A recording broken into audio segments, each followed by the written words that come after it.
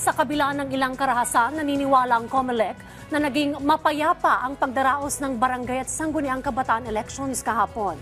Inaasahan naman ngayong araw, matatapos ang proklamasyon para sa mga nanalong kandidato. Yan ang ulat ni Luisa Erispe. Live, Luisa. Dayan, sa kabila ng mga aberya na nagdulot ng pagkaantala ng mga halalan sa 5 barangay kahapon, ay kumpiyansa pa rin ang Commission on Elections na maipoproklama lahat ng mga nanalong kandidato ngayong araw kaugnay nga nitong barangay and SK elections. Ng alas 3 ng hapon ang botohan sa lahat ng presinto sa buong bansa kahapon. Pero ngayong araw, ayon sa Commission on Elections, may 5 barangay pa rin ang nagsagawa ng halalan. Sabi ng COMELEC, 3 rito ay mula sa Bayang Lanao del Sur at 2 ay mula sa Calbayog City sa Samar. Sa inisyal na investigasyon, insurgents o teroristang grupo ang dahilan sa pagkaantala sa Calbayog City, habang iniimbestigahan pa ang nangyari sa Lanao del Sur. Yung paraphernalia na sinasabi mo, actually dumating din on time. Ang aming iniimbestigahan ngayon, bakit hindi kumalat? Maliban pa sa mga umano'y terorista, posibleng dahilan din, ayon sa COMELEC, ang pag-atras ng ilang pulis at guro na magsisilbi dapat na electoral boards kahapon. Kaya matapos lang anya itong halalan, hahabulin at mapaparusahan ang mga umatras na guro't pulis. Okay lang po yung mga nag-withdraw prior to, okay na po sa atin yun, naintindihan natin. Total naman po, hindi naman po mandatory talaga ang election day service. Pero kung halimbawa, ikaw na yung naandyan, tapos na-train na namin, pagkatapos nakagastos at gastos na kami, handa na, tapos on the day of the election, bigla ka mag-withdraw.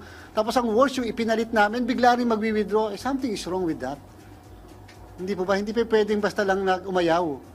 Something is wrong with that. Kung yun sa economic sabotage yun.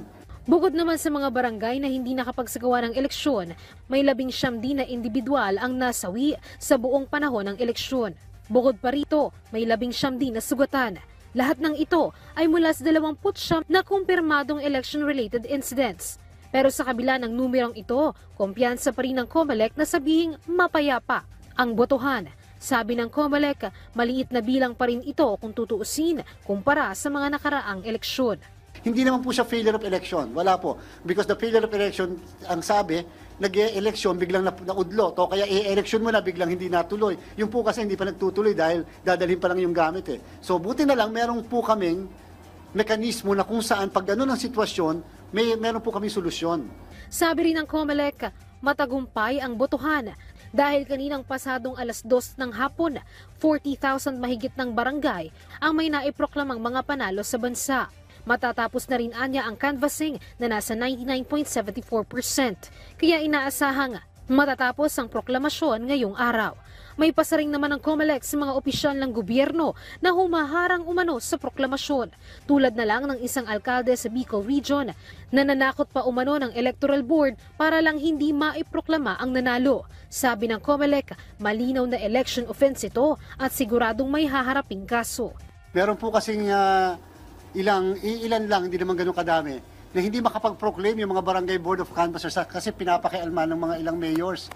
Lalo dyan sa may bandang area ng Bicol. So ito warning do sa mayor na yung kilala mo kung sino ka.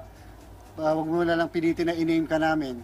Hindi makapag-proclaim yung barangay board of canvasser namin dahil pinapakialman dahil wag daw muna i-proclaim. So inutasan natin ang regional director, the BBOC should proclaim today at all costs. Wala tayong pakialam sa kung sino pa yung tumatawag na yan. Samantala, 46 na kandidato naman ang nanalo pero hindi ipoproklama ng COMELEC. Sila kasi ang may nakabinbing disqualification case. Pansamantala munang uupo bilang kapitan ang nanalong number 1 na kagawad. So halimbawa po natanggal mo yung kapitan, number 1 kagawad po yung papalit sa kanya. Naman dun sa 46 na mga kandidatong nanalo pero hindi po proklama ng Commission on Elections, sa ngayon ay 79 na yung bilang niyan at inaasahan na pwede pang madagdagan yan kapag natapos na nga yung canvassing o proklamasyon din o pagbibilang din ng mga botohan sa lahat ng barangay sa buong bansa. Sa ngayon naman ay wala pa tayong inilalabas o wala pang inilalabas ang COMELEC na voter turnout dahil nga hindi pa tapos yung bilangan sa ilang mga barangay. At nandito naman tayo ngayon sa San Jose del Monte, Bulacan. inaabangan natin ang resulta ng plebisito dito kung nanalo nga ba ang yes na gawing highly urbanized city itong San Jose del Monte, Bulacan o nanalo ang no. Dayan. Maraming salamat, Luisa Erispe.